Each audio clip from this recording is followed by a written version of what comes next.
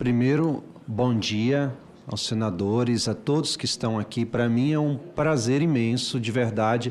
Eu sinto num prazer de poder colaborar com o meu país, de alguma forma, porque eu sei o estrago que isso tem feito na vida de tantas pessoas, né? Os padres geralmente se ocupam em ouvir. E quase ninguém procura um padre, um pastor para contar coisas boas, assim, sabe, novidades.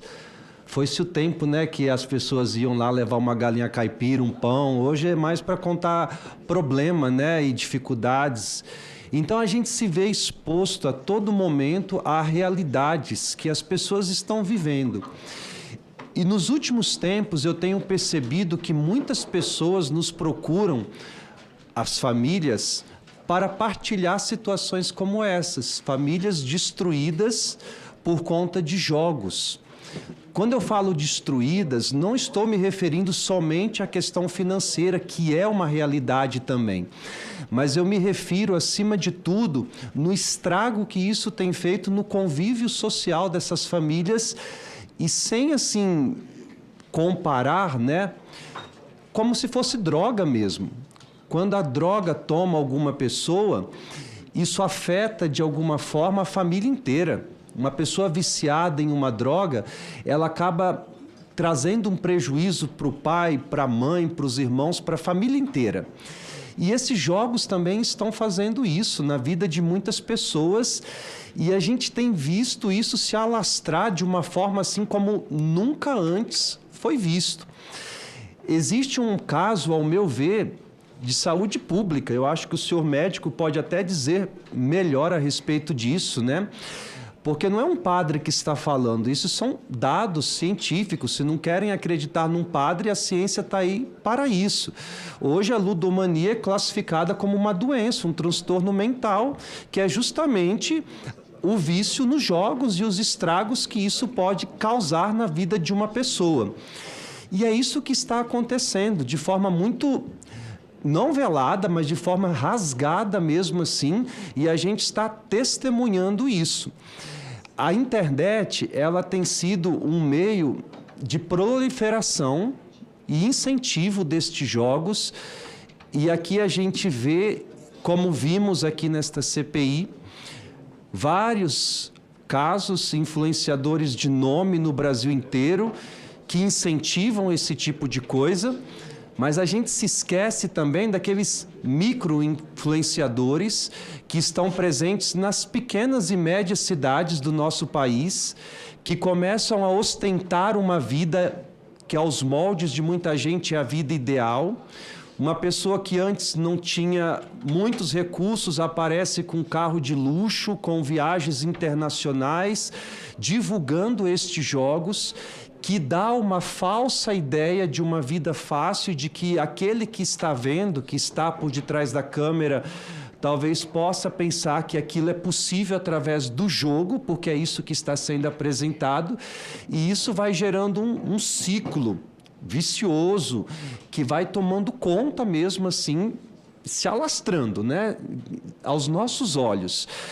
Eu acho que vocês talvez moram em cidades, alguns de vocês de médio porte, como eu moro, e vocês são testemunhas disso. Cada uma dessas cidades tem alguém divulgando estes jogos, alguma bet, alguma coisa toda, e começam a pintar esta realidade desta vida que é muito fácil e que, na verdade, não é assim que funciona, né? O que a gente tem percebido é pessoas cada vez mais endividadas, acaba tendo aquele efeito do caça-níquel, as pessoas, por conta de um prejuízo, começam a apostar ainda mais. A gente sabe, eu li dados do próprio Senado, que até usar dinheiro de programas de assistência social está sendo se utilizado.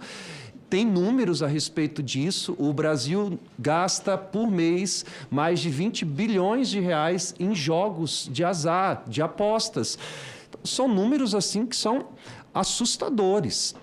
Essas casas de apostas, elas estão patrocinando os times de futebol, por exemplo, do Brasil. Fora isso, talvez ainda não foi falado por aqui, não que eu tenha acompanhado, Existem pessoas que são tidas como ídolos no nosso país, que estão divulgando estes jogos também. Então, assim, é uma coisa assustadora. Eu acompanhei algumas auditivas de vocês e assim, faço das palavras... Eu vi a senadora falando isso... Fico me perguntando para quê, né? Assim, que algumas pessoas que a gente sabe que já têm um poder aquisitivo absurdo ainda se submetem a uma situação dessa.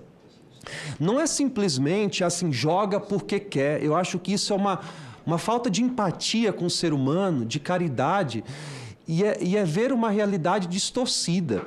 Sabe aquele negócio que o povo costuma dizer que pimenta no olho dos outros é refresco? Não é isso, não é que joga quem quer. É como eu disse para vocês, uma pessoa que está doente, que ela está tomada pelo vício, ela tem todos os sinais de uma pessoa que vive uma outra patologia. Sofre de abstinência, ansiedade, o jogo causa isso, depressão.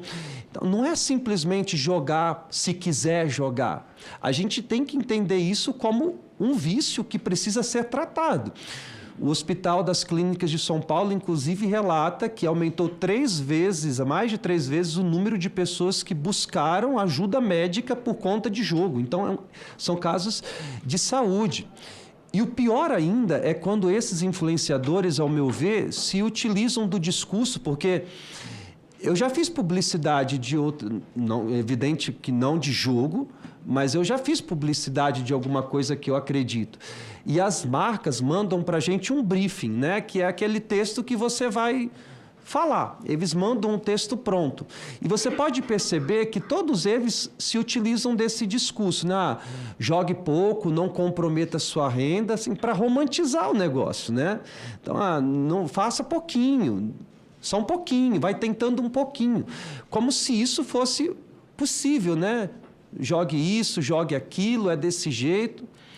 A verdade mesmo, né, é que essas pessoas que divulgam esses jogos, eles não jogam isso.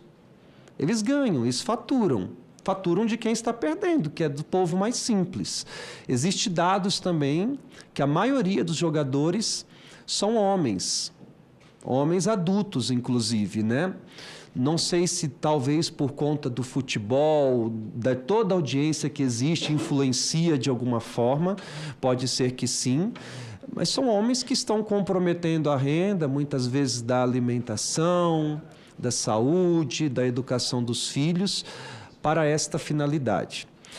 Então, além de eu ser um padre, e eu estou aqui também representando a minha igreja, de alguma forma, os cristãos, de forma geral, que eu acho que não devem compactuar com isso, por ser um erro e contrário ao Evangelho, eu acredito nisso, que isso é realmente contrário ao Evangelho, existe uma questão moral por detrás disso e a gente tem que estar atento a estas situações que têm levado à ruína de muitas pessoas, e inclusive algumas delas a ruína ao fim da vida mesmo, né? Com pensamento suicida, diante de dívidas contraídas por conta disso. Então, eu acho que esta CPI tem a oportunidade de ser uma luz na escuridão, de verdade.